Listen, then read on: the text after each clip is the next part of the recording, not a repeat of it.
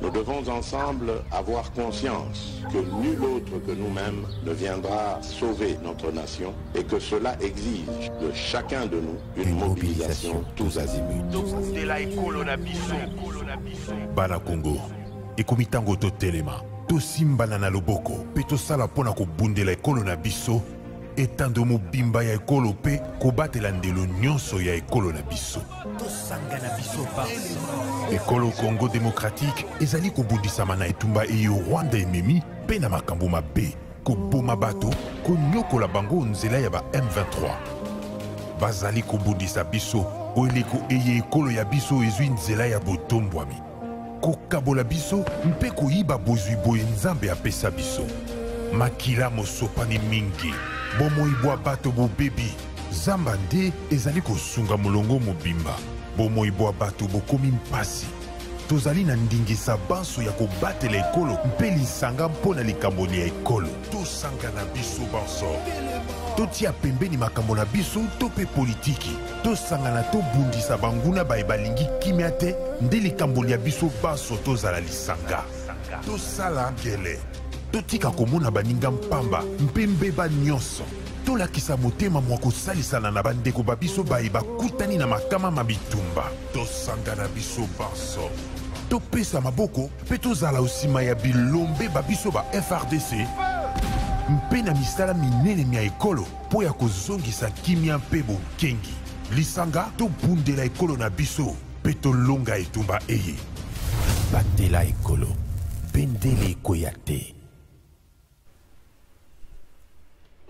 Merci Mbote. Na bino nyonso esika bozali ba Congolais ya ngambo na ngambo, ba Congolais ya motindo na motindo, bato nyonso bazo République démocratique du Congo comme seconde patrie pour na bango to pesi bino Mbote. Mardi, plutôt mercredi 19 juillet 2023, République démocratique du Congo, héritage ya famille ya Njale Pembe Bazete, République démocratique du Congo, héritage ya famille Kabila te, ya famille Tshisekedi te, ya famille Fayulu te, ya famille Katumbi te, ya famille Sesanga te, ya famille Bemba te, ya famille Kengo te, République démocratique du Congo, héritage ya ba Congolais nyonso, même pas ya famille Mobutu, mboko héritage ya bango po moni bana babota makana ba 70, bazo kansa lokola mboko ezaka propriété privée ya famille Mobutu te, mboko za famille Mobutu bato babota makana ba mboka ba bimakisa bana ba ville te, bakansa te lo mboko ezaka Mobutu. Ninga zate boatikela bana eba basala lango ndenge balingi te mboko za héritage ya mutu te bato mususu bazokanisa kwa avec Tshisekedi za président na sima bitumba monene IDPS bundi IDPS kama baki pendant longtemps pa Tshisekedi bazokanisa kwa République démocratique du Congo za héritage ya famille Tshisekedi te za famille Tshisekedi te République démocratique du Congo eza pe ya yo ya bandeko nyonso tokanisa malamu pona Congo toloba malamu tosala malamu pona Congo tokoki na biso kobeba na biso na biso ba explication yo ko ya meto ba ko bongisa. Na moni document ya régie des eaux, na moni document na bango, eza nango bien, eza nango bien. Tant na banda ko lo mauvaise habitude ya régie des eaux, bato banda ko sepela na ngata. Banda ko lo ba yo lekisi, régie des eaux. Net na quartier o ya ngai, na mama Mobutu. Ba yebisa ka biso te ba jour maye ko kanga. Ba yebisa ka biso te. Mais si tu as à fin du mois, tu as un mégaphone, na pick-up, na bino pembe, azo tamba na quartier, fouta partir. Si tu foutu na to kuti ndawa ko kanga to ko déterrer ba tioteri na yo. Wana ozoloba. Mais tant que moi ezo kanga mo pesa ka biso explication te. Oye 10 minutes, on peut tout dire, eza soni. On peut tout dire, c'est là c'est un Burkinabé, eza soni.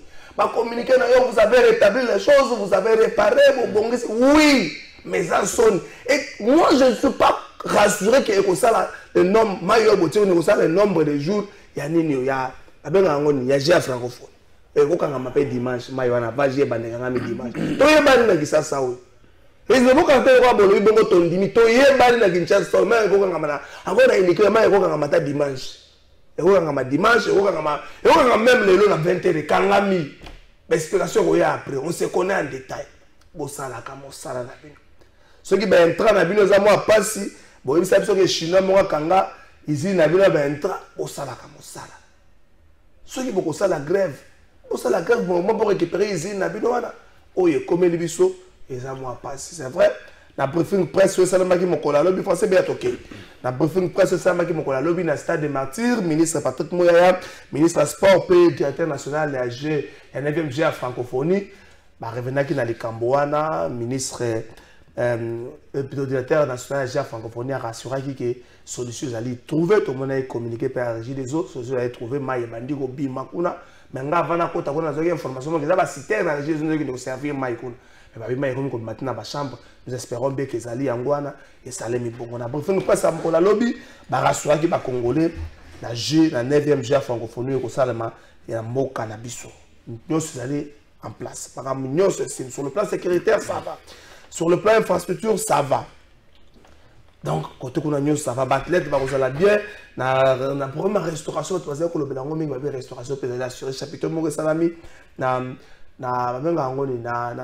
inikin ko recevoir au moins 2500 personnes bandeko bakolia na ndenge sengeli bakozala à l'aise na ngambo ya batlet congolais ministre Kabulo mwana Kabulo a rassuré que biso que nyonso été mis en place pour être makambo salama bien.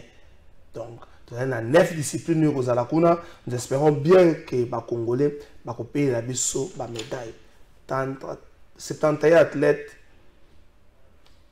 basketteur bazala ki baza 12, cycliste baza 4, judoka baza 4, bande ba soulever ki ba question moins belé, mais nous espérons bien ndenge bakambi balobaki yango ke makambo nyonso ekosalema na sengo. Ministre Kabula a salué l'organisation à 9e G francophonie pour les hommes mabiso na héritage manko malamu, héritage eux lié na infrastructure. J'ai collé mais infrastructure au tigre la biso awa.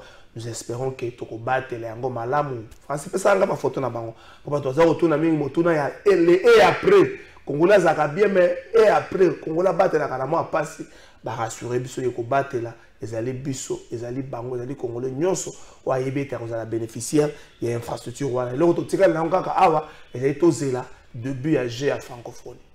Tozela yango to soutenir batlet na to soutenir bande ko bakouta ba pa ya ba ko ya mabangwa mais comment comportement Francis wala ce qu'on a bango sili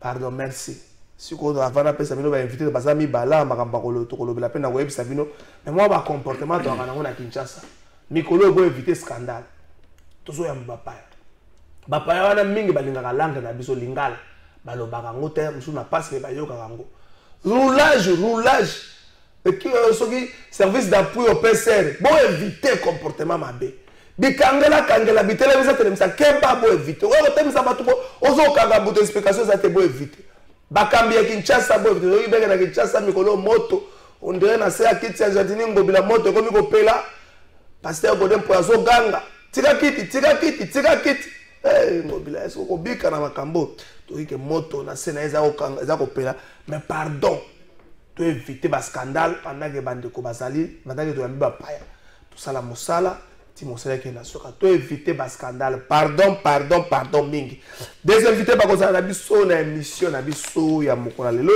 pendant ce temps messe moko ezali prévu na 16h30 na cathédrale Notre-Dame du Congo awa na 24h messe osalama na mémoire ya mwana mboka Chéribin Okende nini to kolobela lelo environnement politique à l'approche des élections, méfiance, montage des dossiers pour éliminer certains adversaires pour tous les camps.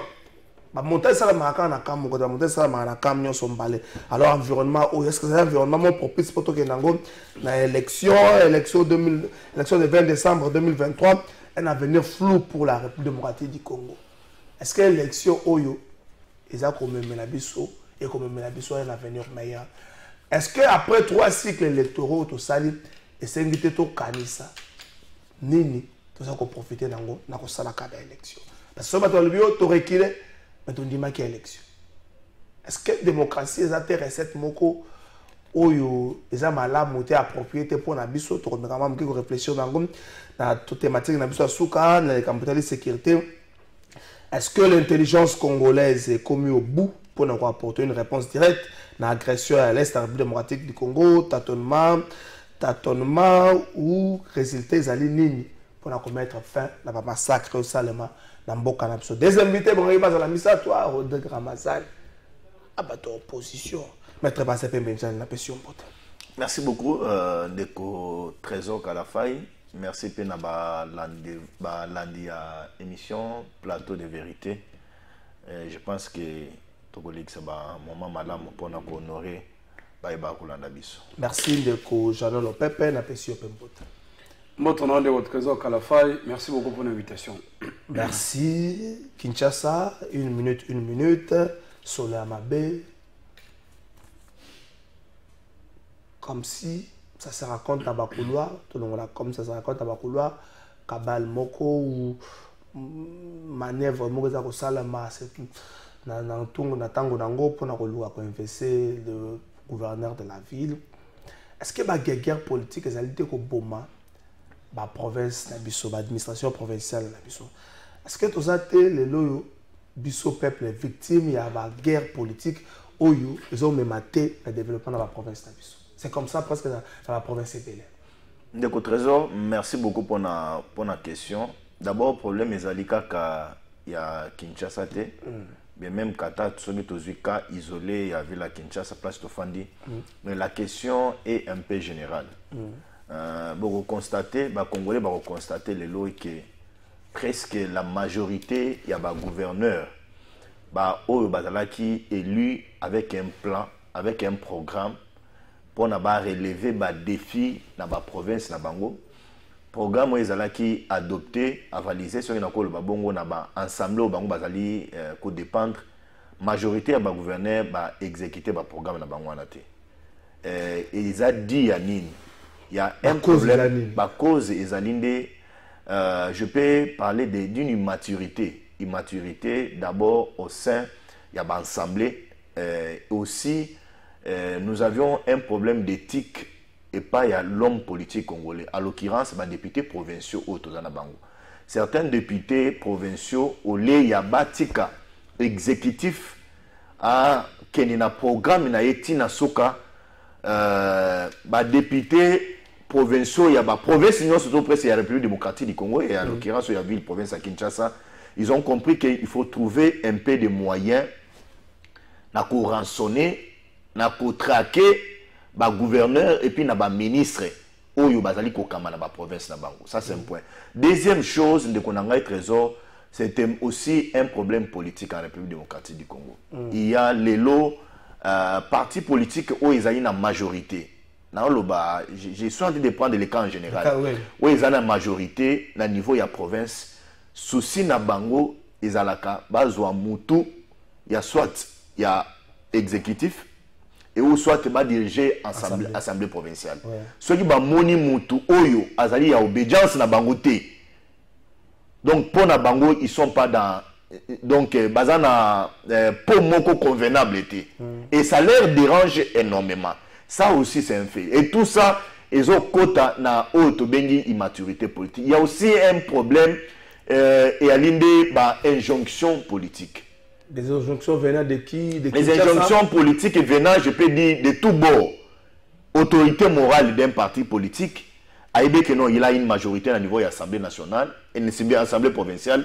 Ce qui a Zomona, ministre Naye, ou bien ministre Yabo Moussous, Azali, qui évolue bien. Azali ko envier place wana la moindre des choses ezalinde ya ye ko inciter ba député par ba motion pona ba iba koma ko koisa ministre wana pour question toujours il y a incompétence. Moi je me suis toujours demandé tant un ministre à niveau provincial azo yana ko présenter dossier de pièces naie ba nommer comme un ministre na parti politique parce que au Congo c'est les partis politiques qui envoient les noms. Le gouverneur n'a jamais fait un choix lui-même. Alors, non, je prends tel, je prends tel, je prends tel. Non, ce sont les partis politiques. À l'occurrence, ville province à Kinshasa. Les ministres, ce sont les quota de parti politique. Et lorsqu'un parti politique a joué CV, il y a un ministre provincial à Tindi, donc il estime que non, c'est un monsieur compétent. Mais au coup, un langage où ils allient par rapport à la destitution, il y a un ministre. Par rapport à la destitution, il y a un gouverneur. Par rapport à la destitution, il y a un président de l'Assemblée provinciale. Au Monaka, il y a et là comment ils ont revenu ils ont incompétence ils ont subordination il y a fonction et ça on n'est pas en train d'aider les Congo, on n'est pas en train d'aider la je prends les cas il y a ville province à Kinshasa ce que talika o lelo ezui ngobila na ndeko Godempoy Godempoy a fait une lettre importante en Gentini Ngobila.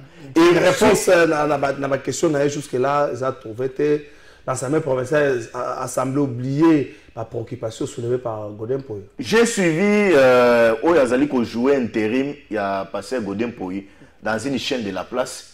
Koloba était Godempoy à cela qui est rare. Il y a Kokomelangobila. Parce que avant Kokomelangobila, Atinda qui déjà ma mission sur le terrain, il y a des députés, Babanda qui ko enquêter. Il fallait que la mission et les députés on ici là, on peut ça rapport pour comment évaluer rapport avant qu'il y ait de la Mukanda et pas Gentini Ngobila. Alors que ça c'est une erreur de Gonara Trésor. Godempoy était dans ses prérogatives de la Ngobila Mukanda et puis la lettre était très fondée. L'élément moko massu est très pertinent nakatiwana. Mais on n'a pas compris, la politique a pris l'ascendance sur ma valeur et aujourd'hui passé Godempoy a été, je suppose bien qu'il a déjà saisi la Cour constitutionnelle parce que l'irrégularité est belée et surtout qu'il avait annexé dans un document un rapport médical qui n'a jamais été contesté jusqu'à la preuve du contraire. Parce que moi je dis, si nous prenons les risques de laisser l'Assemblée provinciale et à Kinshasa, nous allons regretter. Comment ça? On individualise mon asuka. Na lingi ko individualiser, je suis en train de parler biloko nga na yebi. Je connais très bien les messieurs, azana moi ba limite na ye. N'osons pas avec en termes de valeur intellectuelle. Ah bon, il a comportemental. Il a étudié mais moto azaka na on appelle ça en swahili tama donc mais ça bato mususu lui devant les billets de banque à résister et connaissant Ngobila il faut moto oyazaina moto ba discipline neti Godempoy moto ya carrière neti Godempoy oyazaina charisme oya koyeba comment maîtriser Ngobila apprendre des messieurs comme Tubalabala les laisser l'Assemblée provinciale à Kinshasa nous allons voir du n'importe quoi dans cette ville et c'est nous qui sommes dans la ville de Kinshasa de bisoto ko empathie c'est pourquoi il reste quelques mois simplement dans Bokambe province en haut. Les préférences c'était Godempoy qu'on voit aussi le bureau Mobimbe mais pourquoi on doit avoir des poids des mesures non on doit revoir tout à zéro et l'intérêt qui noie à mon avis. De toute façon, la ville est devenue sale. Maintenant, la sorte de moutons surtout. C'est comme si on y balaye plus encore. J'adore parce que vous partagez ce point de vue. La province n'a vu sur le loyo. Le problème est à ma casse. Soit c'est le gouverneur Ouazali, Roi Soleil, il a géré mon solo aussi, il a été sur le télémi, au coin ici. Mais comme conséquence, les 5 quinquennats où il a fait ce qu'il dit, la province n'a vu son développement, il était. On n'a pas senti de choc comme un développement. Est-ce qu'il faut savoir un problème où on a président, assemblée, gouverneur, président, assemblée provinciale? Est-ce qu'il faut savoir un problème? Il faut outrepasser. Non, mais le trésor, totalement d'accord avec l'analyse de notre karaté. Parce que si on tellement bien, les autres ont la déstabilisation, il y a l'institution provinciale. Mais qui est à la base de tout ça? C'est l'union sacrée.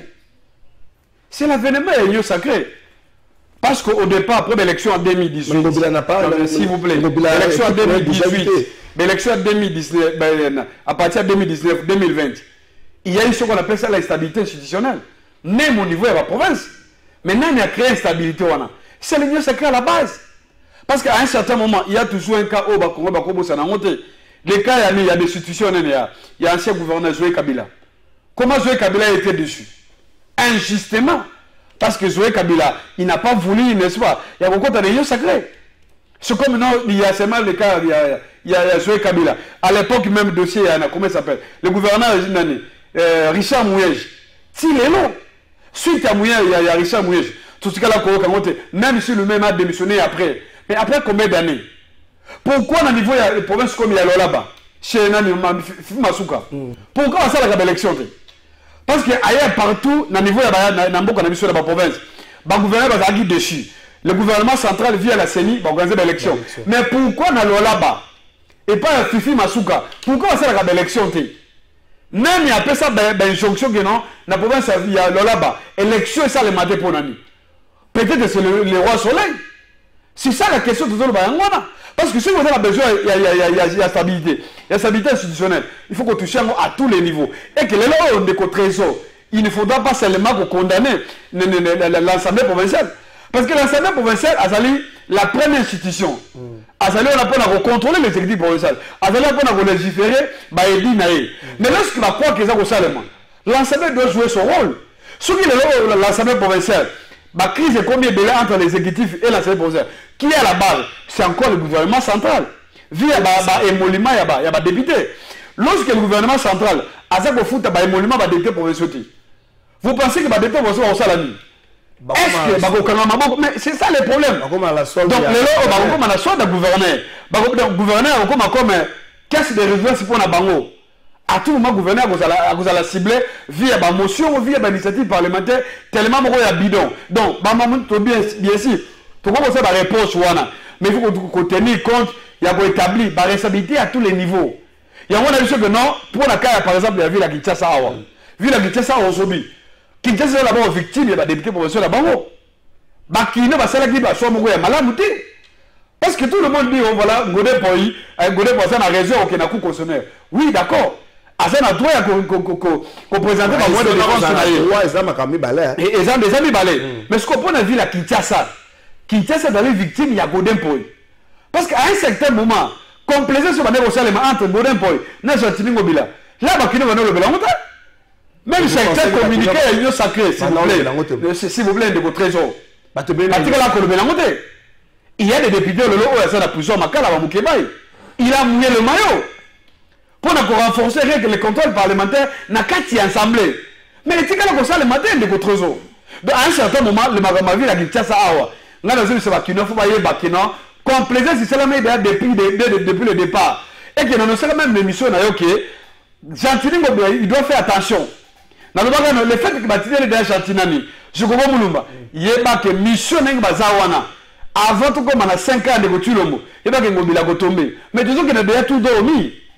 Tout dormi, Ngobila Golala. Nazo Bisayo Ngobila Akolala. Tozaka a Romona. Même les bureaux qui restent là, les bureaux vont se mettre terminés. Oui. Mais tu vas là-bas, la Zaka le solitaire. Il y a balé, comment ça va, Junior, il y a même Papi Mbaou, comment, et Piana. Donc, ça est belé de Gotozo. Pour la révolution que non, ma camétale a vu la Kinshasa, dans le niveau exécutif, tu comprends ça, ni réseau à Mobila, ni réseau à Godin Poy. Parce que Godin Poy a participé dans ma camétale tellement ébélé. Tu vois, dans mission les contrôles parlementaires, qui bloquent au niveau de l'Assemblée provinciale. Mais particulièrement, on voyait ma collègue, ma confrère, nos journalistes, on va aller engager par Godin Poy. À l'époque, dans l'Assemblée provinciale, à tout moment, on a répondre. Oh non, mais s'il vous plaît, il y a des journalistes connus. On va faire la tweet, la communication pour Godin Poy. Tout le monde qui va dans le Gotozo et il continue. Il y a un soutenir Godin Poy, Godin Poy qui a un coup constitutionnel. Donc, Kinshasa, les loyaux, ils allaient victimes. Et il y a Godin Poy et il y a Ngobila. C'est très important. Mais au niveau national, ceux qui ont besoin d'instabilité de Gotozo, on a lancé même un défi. De continuer à dire que l'élection seulement dans la province là-bas. Ce n'est pas normal que non, Fifi Masuka, ça va plus de 4 ans. Sans élection, même il y a bloquant. Merci. Peter, quand c'est besoin dans le soir, il est même, il y a intérieur. C'est ni à cas de Mazali. Non, s'il vous plaît, quand seulement ailleurs. Mais pour la Fifi Masuka, ça protégé. C'est intouchable, c'est ça, non? Merci. Est-ce que, Binom Bantousou qui s'est marqué Kinshasa, 1 minute 30, 1 minute. Est-ce que Kinshasa, c'est l'objet des alliés?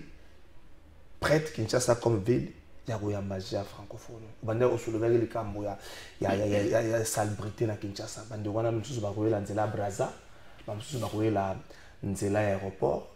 Il y a un aéroport qui est de côté de Inikin. Est-ce que vous pensez que Kinshasa est prête pour la magie francophone? En termes de salubrité, en termes de mode de vie, de discipline, est-ce que Kinshasa, la ville est prête pour la magie? Non, de trésor, j'ai la francophonie et j'ai moko mondial, et universel. Tous les pays moko francophone, tant que l'équipe par tirage au sort, à Lobino, cette fois-ci. C'est le plus grand pays francophone. Oui, Lobby, cette fois-ci, il faut organiser en République démocratique du Congo parce que parmi les plus grands pays francophones, comme vous l'avez dit. Donc, Ezalana Kinshasa, c'est des droits que Bisopeto Yamba, Bagé et la francophonie. Mais concernant la question, il y a Bosoto, la ville à Kinshasa. Bosoto, Oya Tcha Kangoune Moutou, et puis Oya Longola Kangoune Moutou. On peut corriger notre mental et puis on peut voir comment on peut évoluer en ce qui concerne question Yaboso. C'est un problème de volonté. Nous avions vu ici arriver Yapap. La ville était très propre.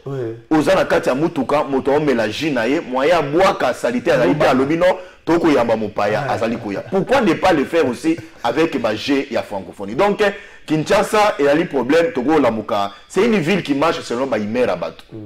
Et il faut éduquer vraiment mental Yabakino parce que c'est ce qui dérange énormément la ville à Kinshasa. Et donc, moi je suis tout à fait d'accord. Salité Toko Kombola Yango, ce qui volonté nous pouvons améliorer. Mais il y a un problème de trésor.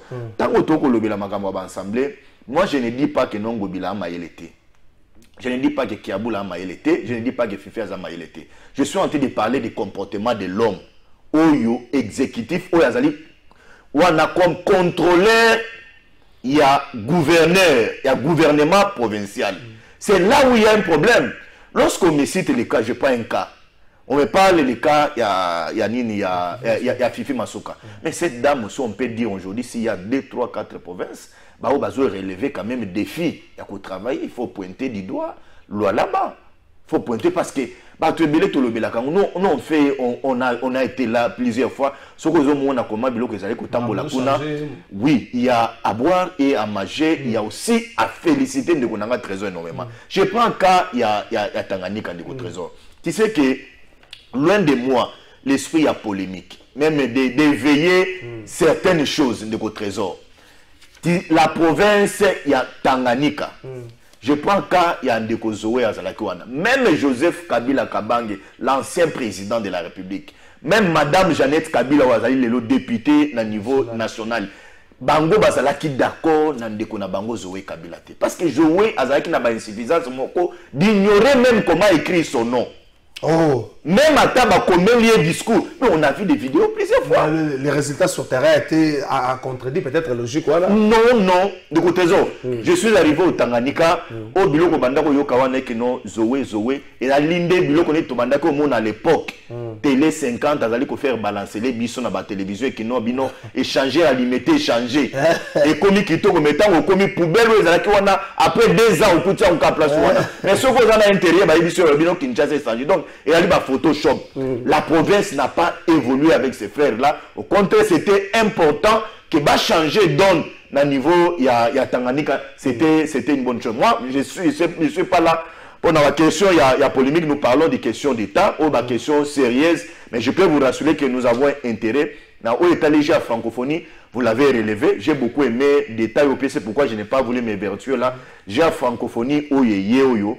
Bakolungwa après une semaine bakei mais infrastructure de trésor je vous dis si nous sommes sérieux de nous-mêmes en tout cas nous devons relever défis à sport où ils allaient en République démocratique du Congo. Merci ce qu'on dit bâtiment non impeccable.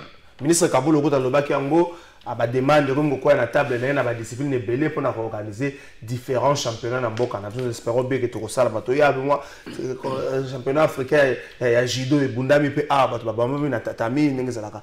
Est-ce que la ville de Kinshasa c'est le prête à accueillir les VMG à francophonie en termes de salubrité, en termes d'entretien, en termes de discipline, en termes de normes aussi? Mais Trésor, na rolobela makambetali il y a discipline il y a francophonie. Oyebi débat est ça malam. Mais débat c'est la malam, ceux qui passent là où il y a la vérité. Donc à un moment donné, il faut reconnaître et c'est trop important. J'ai lancé un défi, ils en ont simple. Du point de vue à respect à texte. L'organisation, dernièrement, c'est l'élection pour gouverner. Congo central. Nani na Congo central et les autres ailleurs. Tout le monde a l'élection pour gouverner. Mais nani a moyen que l'élection soit na là-bas. Qui a bloqué? Parce qu'il y a là qui a attiré la intérimaire. Nana empêché qui a mot. Est-ce que c'est le gouvernement? Est-ce que c'est l'INAN? Nana politique a fait ma souka que non? Na promesse na l'élection ça le matin. Mais je lance un défi trop simple. La semaine passée, c'est la chaîne il y a France 24 de contre-zo. Na landi un documentaire. Bah ça là on a province à Lolaba. Lola étant capitale mondiale, il y a Kolbat. Mais quelle est la condition de la population de votre zone? Moi, je trouve, mais oui, parce que récemment, j'ai vu, il y a eu une délégation, Fumutoto, Jonathan, comment il s'appelle? Jodon Kolé là, il y a eu une délégation, même Moussenepo, avant de nommer, Bakendagani là-bas. Parce que pas vu que ça m'a expression mais ce qu'on a les documentaires on a niveau il y a France 24 on va dire que Lola va coloser comme capitale mondiale il y a Kolbat au tel vie la population au tel va condition bazali nango et ça va créer artisanat mais je crois que tout le blabla qu'on a raté c'est du pour dossier de konangai c'est trop important à Koboka Libanga oui d'accord parce qu'on a des contacts parce qu'on a routine la vidéo mais en réalité les amis on a raté. On se comprend. Il y a un avis que non, ce que vous avez besoin, il y a qu'on relever des défis au niveau de la province, il fallait qu'on tenir compte. Dans la province, il ne fallait pas seulement se focaliser quelque part. Non, de Cotoso. C'est comme à l'Équateur aujourd'hui. Est-ce que quelqu'un comme Bobo Boloko, alors ça va fierté dans le gouvernement? Pourquoi il est encore météo? On se comprend donc. Partout, il y a des problèmes. Même dans la Congo centrale, à Madou, comment Guy Madou, il y a des problèmes. Les problèmes de développement, ils sont presque partout. Autant les mêmes mots argentiniens, ils sont dans la Indombe. Ritibola, na main Indombe, ça main Indombe. Et nous connaissons la kuna. Et pourtant, les gens ont recette provinciale. Donc, les problèmes, il y a la province, il faut d'abord le colo. Ceux qui le colo, c'est un copola. Ceux qui ont ça, je crois que la province, résultat aux athées. Mais là, c'est la francophonie. Oui, mais les autres, ça m'a passe. Parce que par exemple, c'est même l'ancien président Joseph Kabila Kabang, les chefs de la carte de FCC. Raison, parce que Kabila, pendant 18 ans, a réussi à transformer l'homme congolais par rapport à la mentalité de Bisso. Comment tu as un esprit pour la propriété de l'environnement de Bisso? Je vais un exemple. L'année passée, il y a Belgique, il y a Philippe. Il y a mais les gens qui il y a force. Allez voir ce qui se passe. J'ai vu un tweet de d'où je suis. Est-ce qu'il y a un Bougoumès qui est là? Est-ce que Bougoumès a commis à Kalama? Il y a Kassam Bazali. Parce que l'homme qui a Zali Motaï des pèses. Mais quand on a hôtel à Bougoumès sur la Moussène à Salam. Si on a même un point chaud sur la ville à Kinshasa, dans le cadre du CA, on ressent d'abord, il y a d'abord salité dans ma case. Et on dirait salité, il y a aussi notre part. Nous, État que Congolais. Quelle est notre responsabilité par rapport à tout ça? Congolais, c'est comme un bidon pour la plastique. N'a pas là-bas, place sur Zali. Parce que l'État Zali inexistant. Force, il y a l'État et Zalité. Moussa n'a pas beaucoup de Zali. Discipline à ma citoyen comme Dawa. Non, mais s'il vous plaît, les autres, ils ont ressorti. Ceux qui sont mis, moi je lance des films, mais confirmer en gros. On se comprend. Mais question, c'est simple. Hier, moi j'ai aimé réflexion, c'est là qu'il y a plateau. Ngobi a présenté du son à Kini Métro. Bonjour de Soukawad. Ngobi a celle qui va se fêter que n'a-ba indoxé à Ono, Kini Bopeto. Mais où en sommes nous? Quel là même autour, il y a ça de martyrs. Tala salité Zaliwana. Ok, il y a 20 mains, il y a 20 mains. Nama ya Kalamouana. Tala salité Zaliwana na couloir. Il y a Oshuana de Konanga. Partout qui tient ça, salité dans ma casse. Et même en termes de mentalité, même par rapport à Yakei, il y a batterie, même à Kei, on a exalaté. Parce qu'on sent que non, en réalité, s'il vous plaît, oui, nous sommes un peuple hospitalier, d'accord. Mais aux hommes, on a même une carte de motivation. Il y a cette nation, on a une carte de Bakino, parce que Bakino se focaliser d'abord sur l'assassinat chez Ngobokini. C'est très important. Parce que nous, on a mis tout le Congolais. Le régime a Tshisekedi, on a assassiné les gens. Merci. C'est très dans ce moment. Comment expliquer un client dans la famille à Okende? Je vois même tous les tétés là. Même vous avez la courage au Kénagia, francophonisé là. Ils ont bien respecté les mains au Bongo Torozo, Abandeko, environnement politique, j'ai francophonisé au ban. Le président de la Commission électorale nationale indépendante a visité quelques bureaux de réception et traitement des candidatures situés dans les antennes de Ndjili et Kalamou. Denis Kadima est allé se rendre compte de l'évolution de la dite opération pour la députation nationale. Sur place, le numéro 1 de la centrale électorale fait un constat amer. Et je constate quand même avec surprise que les candidats ne viennent pas en masse alors que la date limite est déjà dépassée. Nous avons prolongé justement pour leur accorder du temps Mais il semble qu'il y en a qui pensent qu'il y aura un système de jetons et ils pourront passer plus tard. Il n'y a pas ça. J'en profite pour dire à tous les candidats, aux regroupements politiques, aux indépendants, il n'y aura pas une autre prolongation. Denis Kadima affirme cependant que toutes les dispositions sont prises pour faciliter la tâche aux aspirants à la députation nationale. Le personnel est très bien organisé. Je vois que tout le monde est à sa place.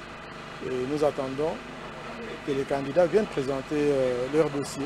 Pour rappel, la CENI a prolongé de 7 jours l'opération des dépôts des candidatures pour la députation nationale. La clôture est prévue pour le 23 juillet prochain. Le président de la Commission électorale nationale indépendante a visité quelques bureaux de réception et traitement des candidatures situés dans les antennes de Ndjili et Kalamou.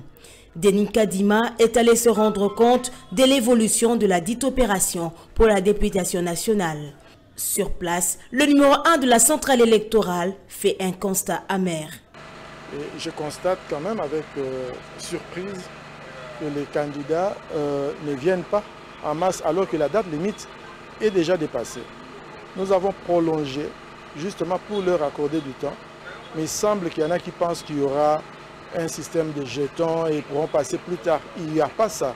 J'en profite pour dire à tous les candidats, aux regroupements politiques, aux indépendants, il n'y aura pas une autre prolongation. Denis Kadima affirme cependant que toutes les dispositions sont prises pour faciliter la tâche aux aspirants à la députation nationale. Le personnel est très bien organisé. Je vois que tout le monde est à sa place. Et nous attendons que les candidats viennent présenter leur dossier. Pour rappel, la CENI a prolongé de 7 jours l'opération des dépôts des candidatures pour la députation nationale. La clôture est prévue pour le 23 juillet prochain. Merci. On a beaucoup de Denis Kadima. Denis Kadima, on a posé la place pour pression. Bonjour, quand on parle de l'APK, l'ombre de Mike Mukeba plane sur les plénières. L'histoire commence à lui donner raison. Juste Bongedozo solo la trop. Nous avons une question de Juste déranger l'émission. Ah, Juste, je suis dans l'élection. Bonjour, plateau de vérité. Botou na mutu ya pepper de wana. Batika ki lwala ba ndenge nini. Na lelo ekomi ndenge nini. Na 18 ans na bango. Waza directement question à Jano Lopepe. To kota na makambo mosusu to tika no makambo Kinshasa oyo. Bon, ja francophonie ezoya. Ja francophonie na programme nango. L'incident est commis MME via ndeko na biso Cherbo Kendeye ndenge nango. Donc, bo tika la logique ya Jano Lopepe to boye TGT. J'espère que tu as enquêté pour que tu as juste ça, mais j'ai la francophonie. Si tu estimes qu'il faut qu'il y ait on les a précisé. Maître Bazet, tu as touché la thématique. L'approche de l'élection, environnement politique et commis, malam, jusqu'à ce que même il y a des arrestations. Moi, mes fiers, c'est entre le parti prenant. Est-ce que vous pensez qu'il y a un environnement où tout ça, ils allaient propice pour qu'il y ait une élection, puis après l'élection, parce que l'élection kakate, mais et après le développement. Est-ce que vous pensez qu'il y a un environnement où tout ça, ils allaient propice pour qu'il y ait une élection, puis Ndeko Trésor, merci beaucoup. D'abord, Nazali ko réitérer à Basoué à condoléances na famille à Chéribin au Kende. Ndeko Sengé tout comprendre que non tout ça l'amalgame na liwa ya Chéribin au Kende. Né nazomona lelo ba mosusu bazali ko associer yango na ka ya Ndeko Floribert Chebeya. Chebeya a été tué dans ce pays parce que azaki na rapport sur la question il y a Bundu Dia Congo. Il avait un rapport sur la question, il y a Enyele. C'est un rapport qui dérangeait énormément les gens. Et nous savions les circonstances où Ndeko Floribert Chebeya Koufi et l'audience et Salamagi na prison d'Olo et révélé Bisso Makambo Ebele. Mais j'aimerais aussi par l'occasion que Yebisa Batokenga na Anamongo, na Mundengese, na Yokaka Sonia représenter territoire Nangati, je suis de DKC, je suis en Amongo. Bandeko ba profiter liwa ya Chéribon qui est un débat comme il politique était. Ça n'a rien à voir avec la politique na Kati. Et j'aimais gouvernement na banquette na cette fois-ci ba fongo librèche ba lobby ba bengisina ba paya niveau libanda ba ya banquette pour que notre vérité si cette histoire est triomphée. Et nous n'avions pas vu dans les temps biloko ya bongo et salema. Baolinga ba diaboliser yango lelo, ba politiser yango malera e ba kozala confondu na biloko ezali koleka. Et parce que Chéribert Aleka qui déjà na ba dimension ya ko s'appartenir à parti politique. Il a été député national dans ce pays, il a été ministre national, donc un parti politique a récupéré quand il y a Nani Deko Chéribin au Kendete. Donc, ça doit être noté et retenu pour na trafiquer yango, ba faire coller yango na makamoso so ezana kati ya mboka. Trésor oyebi tozana Congo. Tozui na kati ya mboka oyo ba élection belé ya 2006, 2011, 2018. Ba problème il y a kaka. Quand on a toqué dans Sun City, on a constaté que dans la bassise de Sun City, qu'il y avait un problème au niveau de la constitution. Quand on a l'élection, qu'on peut savoir dans le ministère intérieur, il a créé un problème. Parce que le ministre a causé la place où on a une obédience politique, nous surtout à cause de la passion politique et cause là pour favoriser un cas. On a opté pour que toute la constitution, tout ça, il y a 2006, je ne me trompe pas. Et dans la constitution, il y a l'article 211. Dans l'article 211, il est créé une commission électorale nationale indépendante en République démocratique du Congo. Et cette commission électorale indépendante est organisée par une loi organique où ils allaient organiser l'élection. Donc, l'organe technique, c'est l'Inde organisé. Mais cette élection, compétiteur, acteur politique. Mais il y a un problème de mental politique en République démocratique du Congo. Victimisation, il y a l'élément, il y a l'Iboso, il y a un acteur politique. Tous nous assistons, oui, tous nous assistons dans les réunions politiques. Lorsque vous faites une réunion politique, on a toujours inséré la carte. Dans la déclaration dont on a en train de faire, il faut insérer la carte dose de victimisation. Il faut insérer la carte dose de diaboliser l'institution où ils allaient en place. Oh. Oui, je l'ai dit. Dès qu'on a un trésor, on dit, ceux qui vont parvenir à reçu na bango, c'est parce qu'ils n'ont pas intériorisé ce que nous avions fait avec hier dans l'opposition. Pour na tolongo la Kabila, où il y a combattu ya tola na pouvoir en violation de la constitution n'abis. Et climat où ils allaient climat créé par acteurs politiques. Pourquoi? Parce que faisons la différence, cette étude comparative entre régime à Kabila et régime à Tshisekedi. Kabila organise nous les élections, Kabila a créé une tribune des Nations Unies. Devant la tribune des Nations Unies, il a été incapable. Il a pour rassurer les Congolais que non, je dois organiser les élections en 2018. Au contraire, langage une structure en place au Babengi au NIP et comment identifier les Congolais. Tant qu'on va réussir ça, nous allons comment la élection. Mais à chaque fois que Tshisekedi a la parole, il rassure aux Congolais et que l'élection est organisée dans les délais constitutionnels. Climat. Donc, le climat, c'est le climat de psychose. Il y a une acteur politique qui a créé en même temps en diabolisant le bureau Yasseni. Tu sais, à l'époque, lorsque nous revendiquons question, il y a Nini, jeudi serveur, de côté on était au courant qu'il n'y a rien de bon là à l'intérieur, mais il faut faire voir la communauté internationale, il faut une pression sur le terrain.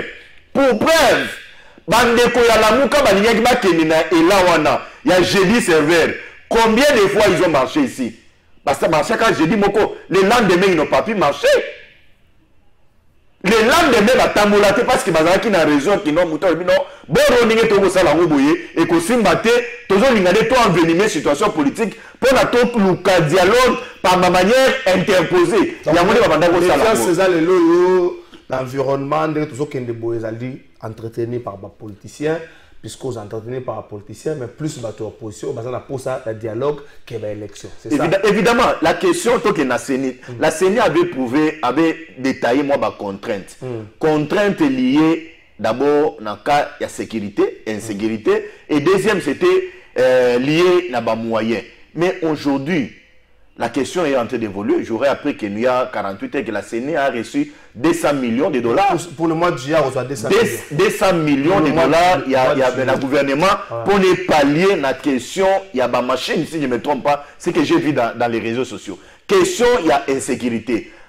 La CENI avait annoncé qu'on organisait un enrôlement, mais décalé parce qu'on a vu que non, insécurité zalaki. J'ai suivi Peter Kazali récemment dans un briefing, la situation est en train de s'améliorer. La question est, nous voulons voir nos frères de Bunagana, nous voulons voir nos frères Nabiso, il y a un territoire occupé, bazala enrôlé. Donc, moi je suis en train de demander aux acteurs politiques, va s'organiser dans l'élection. Ma question, il y a une intimidation de Konanga. Je prends le cas, il y a Matata. Tu sais que Matata m'pogne ma ponne. Ceux qui savent Matata. Matata, avant, il a ma poursuite judiciaire. Avant qu'il a annoncé qu'il y a la candidat, de Konanga Trésor, ma poursuite judiciaire, il m'a déjà. Mais quand d'un coup, à l'obéno, je suis victime, parce que je suis candidat président de la République, il y a dis-moi, qu'est-ce que les élections ont à voir en rapport avec la question de mort à Chéribé Okende. La personne de Katumbi, Moïse est dans une logique de faire brûler ce pays pour qu'il trouve les gains de cause. Mais c'est là, Maître Bazin. Trésor. Tu sais, si j'étais dans les plateaux, on a pas sur ma piste. On a vu Katumbi Kosangana Joseph Kabila, non? Vas-y. On a vu Kosangana Joseph Kabila, non? On croyait que non. Après rencontre la Bangwa Lumbashi, nous allons voir certaines choses réalisées sur le terrain. Mais rencontre la Bangwa, ça a produit quoi? Il a balancé Kabila. Zara Idemoro, voulu par un prêtre qui n'avait rien. Non! À l'objet, réconciliation à fils Katangé. Non, il y avait à boire et à manger à l'intérieur de Konanga Trésor. Il y avait à boire et à manger, ça n'a pas reçu. Et aussi, on va venir la situation politique à la République démocratique du Congo, on doit voir qu'Ozana Boubangi à Kolobate, c'est toujours l'église catholique.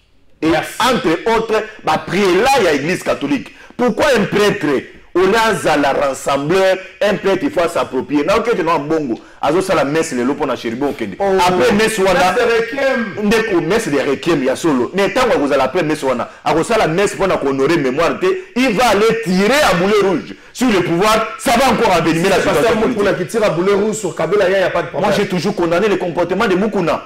J'ai toujours condamné le comportement de Moukouna. Appelons à la paix, Chéribé n'est pas encore enterré. La famille de Chéribé, ils sont dans la douleur. Toyebisa mbongo parce que yenda kwa annoncé to boyi ba désordre na kati ya mboka Chéribé a condamné nanu. Merci récupération politique. Nous n'en voulons pas. Merci. Jean-Louis Lopépé récupérer payer besoin 5 minutes. Est-ce que méfiance au yozali lelo l'environnement politique na biso yozali ninge mettre bazar le biango entretenu par l'opposition, voulu par l'opposition pour des fins politiques, surtout plus évitant les élections, cherchant à avoir un dialogue. C'est quand tu regardes, tu kaboli, moi, ma poste, tu sais, moi, tu continues le système, et bon, tu as une élection, il y a plus bino que bang élection. Je te dis bino, le la opposition. Mais le trésor, oui, peuple congolais sur la biso, je crois que même à Ouazananda, histoire peut-être, histoire politique, il y a un mot la biso, surtout l'opposition. Peut-être plus que nous, tous en cas de plateau. Parce que j'ai noté au moins 2-3 éléments où on a dit mais l'histoire est récente. Quelqu'un parle comme si à Brossami, c'est que l'UDPS se faisait hier, dans l'opposition, pour nous faire attendre le voix naïe, pour nous faire passer un message à l'UDPS. C'était quoi comme des moyens sur le terrain? C'était d'abord des moyens de victimisation. Alors, la moyenne diabolisation, c'était ça, s'il vous plaît. S'il vous plaît. C'était l'image de l'IDPS. C'est l'IDPS qui a réussi, il y a trahi, n'est-ce pas, nos institutions sur le plan international. Il y a raconté que non, Kabila c'est un étranger. Il y a que non, Kabila a violé le droit de l'homme. Il y a que non, Kabila ne respecte pas la constitution. Il y a que non, c'est Kabila Motabomi Mboka. C'était ça l'IDPS aujourd'hui. Mais regardez ce qui se passe sous le régime de l'IDPS au pouvoir. Bazou de notions, oh non, voilà, situation de diabolisation. Mais dans mon cas, thématique, c'est très pertinent de votre raison. Par rapport au climat de méfiance, mais qui a créé ce climat-là? Qui? Et à qui? Mais s'il vous plaît, n'a créé un mot. Climat au sommet, il y a terrain, c'est le pouvoir en place. D'abord, tout qui est récemment, ma famille procès au coup d'État. Oh non, François Béa, allinga ça la coup d'état kinda. Et là, le dossier est sans suite, et banarati. Baye bati qui m'a compté sur quoi na ilosi gani. Ya ukangala bat. L'enlèvement, l'arrestation arbitraire, l'intimidation, la menace même. Je même parce que récemment, les FCC, via les communiqués, il est revenu sur ça. Pendant l'élection, climat d'élection, climat déjà attendu. Entre les parties prenantes, il n'y a pas une confiance mutuelle. Donc les pouvoirs dans la stratégie, n'est-ce pas, créer un faux dossier, créer terreur, mon coboy, dans la opinion générale, pour stopper la démocratie, pour stopper la liberté d'expression. Et ça, les magamins, on a fait. Celui qui a rappelé Mamotali à Séni.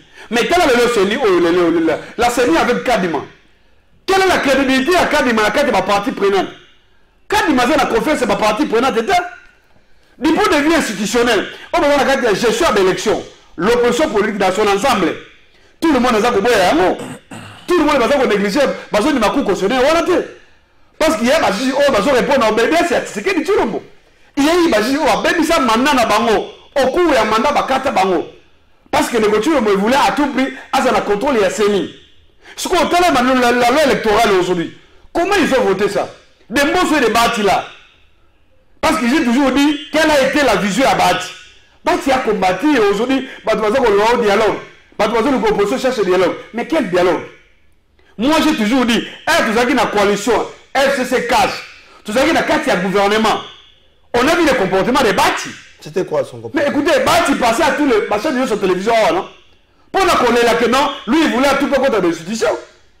Mais là, ils ont compris que non, malgré la guerre d'institution aujourd'hui, Baza a rattrapé.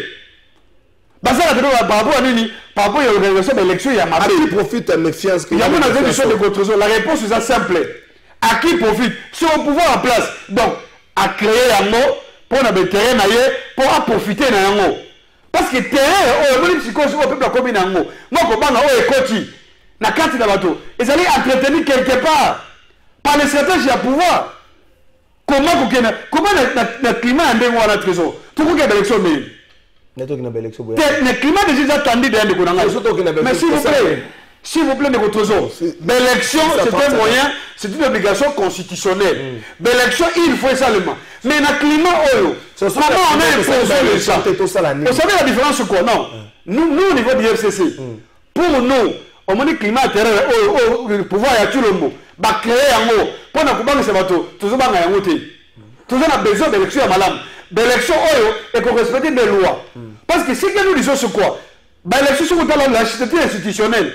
Respecter la cause de la loi. Merci. La loi n'est pas respectée. Mais on a voulu savoir que non. La question sur il raconte, comment il s'appelle? Il y a Gatou Minaka Bila Lubumbashi. Mais ça, c'est entre nos compatriotes congolais. Ça n'a rien à voir. Est-ce qu'on est dit le Ndeko Tshisekedi dit tout le mot? Il est du Kassai central. Mais la Kassai oriental. Ça, c'est Kanate. Le lot au Tali, Badeli Sessanga, au Tali Bakaboun, au Tali François Bé, ça, la Kassai oriental. D'abord, entre les deux provinces là, alors, ceux qui ont l'initiative provinciale à travers l'évêque, ça va passer la réconciliation entre les fils. Pourquoi ça va déranger? Merci. Au second, on a des contestations. Merci. Et si tu as non, ma camarade, c'est que par rapport à la thématique à l'élo, c'est le pouvoir en place qui profite de ça. Et que nous, au niveau de l'opposition, tu as que la banque est le Congo. Le Congo appartient à tout le monde. Même à l'époque à Kabila. Tu dis que la Congo a été. Merci Ndeko Janon au peuple, merci. Mais c'est ce rapport à mettre base, c'est ce rapport à mettre base. Pour aller, le rapport aussi n'a rapport pour la mutumo na kotanga ngote na boy. Na kotanga ngote na boy na ngai. Aussi n'a rapport à mettre base pour na mettre base na boy na ngai. Boy ça yo, allo ba Kabila te sinon ta ko ça maudit point ni. D'abord, Kabila, c'est une malédiction pour les Congolais. Merci. Kabila a malédiction. S'il vous plaît, s'il vous plaît. S'il vous plaît,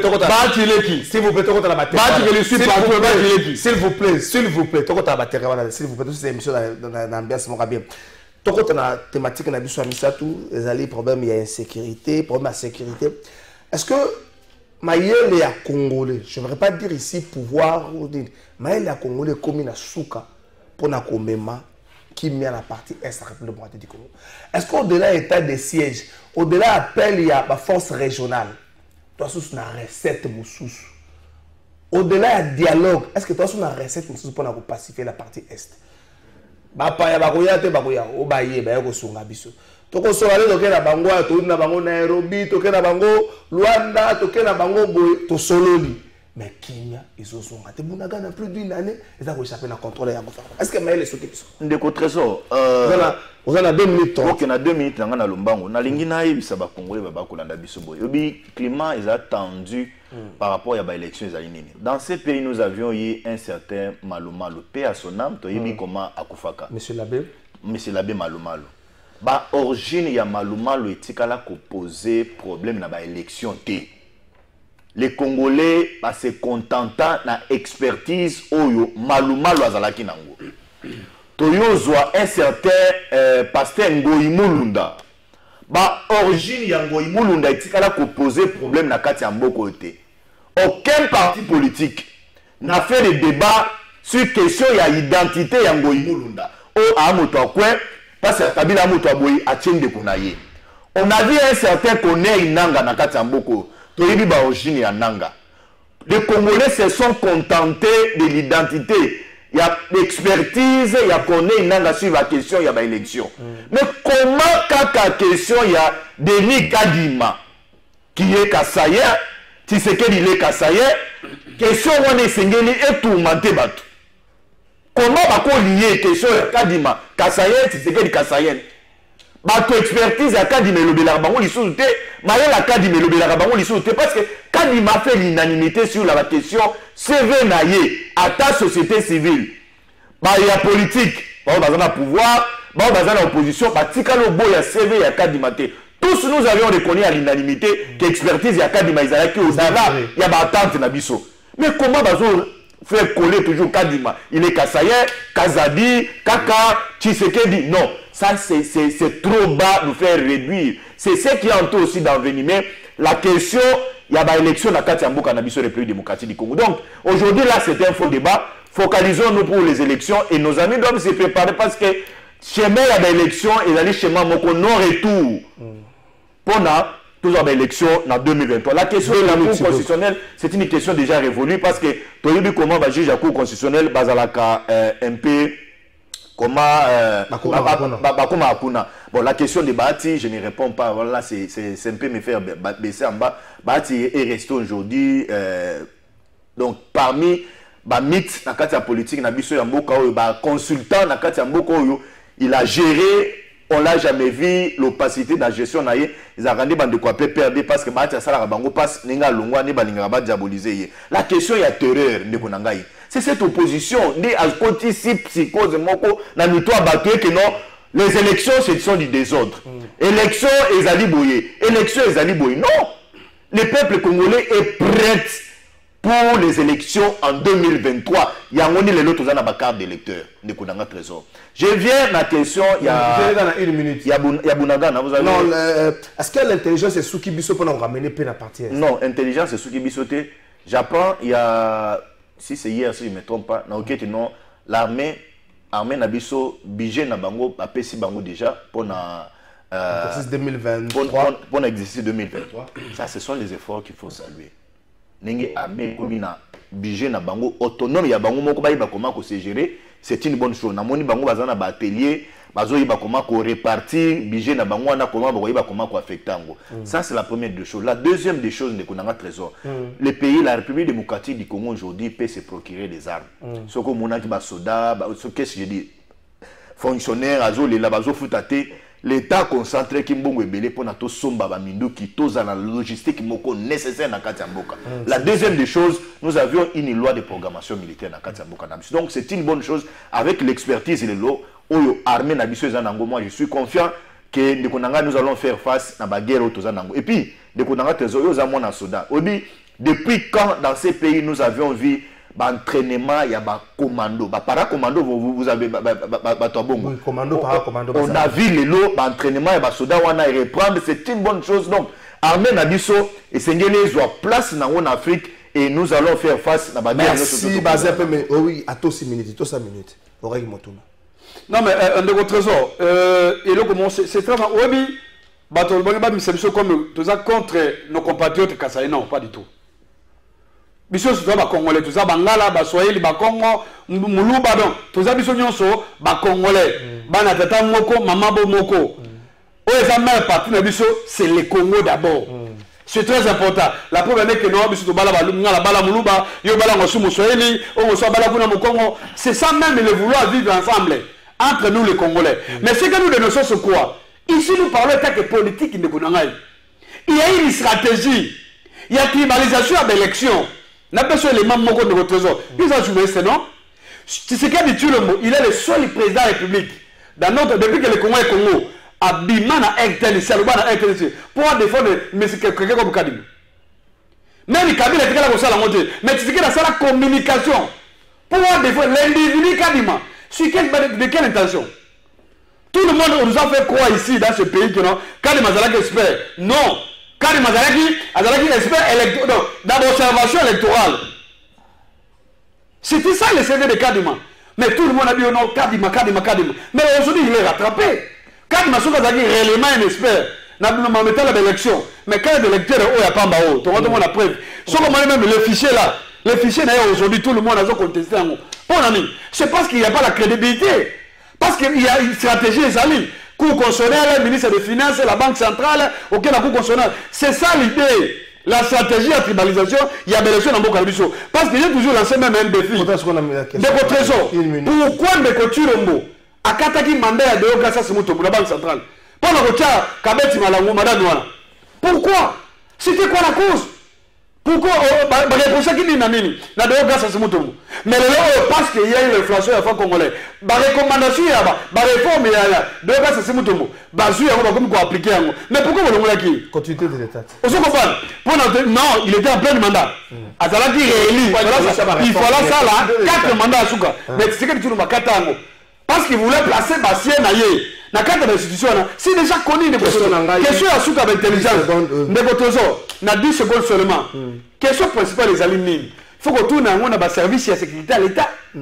Parce que tout ça, c'est des merdes. Tout ça, c'est des merdes. C'est des merdes comme ça, la paix.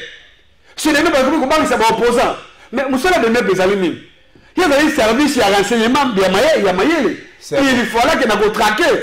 Ce qui nous dérange, ce qui dérange quand même notre intégrité territoriale. Merci. Mais on va parler de ça pour la commission que nous, dans son ensemble. Mais c'est ce que tout le monde a sali et là, comme côté, il y a transformé l'intelligence dans la pratique pour gagner la guerre. Merci, Jadot Lopepe. Merci, Maître Bazé. Francis B.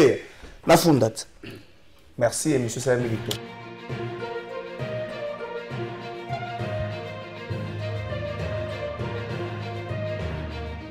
La Fondation, au fond de la population de 5 ans.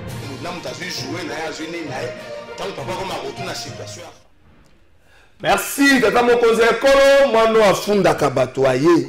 Tata Mokonzi, le Congolais, Baepsingana Funda, mais Bazoke la Ope passe, Tata Mokonzi Ekolo, Congolais, Bazoke la Yo Mawa, Bazoke lo Mawa, Batu Baza Zinga na Yo, Batu Baza ba ministre na Yo, ba conseiller, ba DG, Bazoke lo Mawa. Tata Mokonzi Ekolo, na Yo Funda ministre Guy Luando, ministre aménagement du territoire. Tata Mokonzi Ekolo, neni ministre ko na mboko ya na problème à l'otiliki, a libiso projet ya téléphérique transport etambola galiko etambola na courant batiangoma lokola moi loko moko besoin transparent etambola nango. Tata Mokonzi Ekolo, alingi exécuter yango na mboka nini? Ayoko banda ko sala betidi côté intendance, tout na bana livulu, bako biso intendance kuna banzale bakure à la kate. Ndenge nini ya exécuter projet wana? Tata Mokonzi Ekolo soko tali bango, otena ongo bila yaka nango métro king. Tata Mokonzi Ekolo okomona ke bato bazo mema on a série ya projet moko bazo annoncer nango mesuka nango ezoyeba na kate. Tata Mokonzi Ekolo zala na bango maele. Mabe ya biloko na tokolo kene malem na période de campagne. Alobaki ba image etika na campagne bato bakotuna gilo andote. Annoncer campagne pa na bango mais yo kotambola Congo. Na Kinshasa bato bakotuna yo. Président de la République, pour le téléphérique, la République ne pas ministre Guy Luando. La conseil des ministres, c'est maintenant, merci d'être à mon conseil, qu'on le fonde à l'UCI.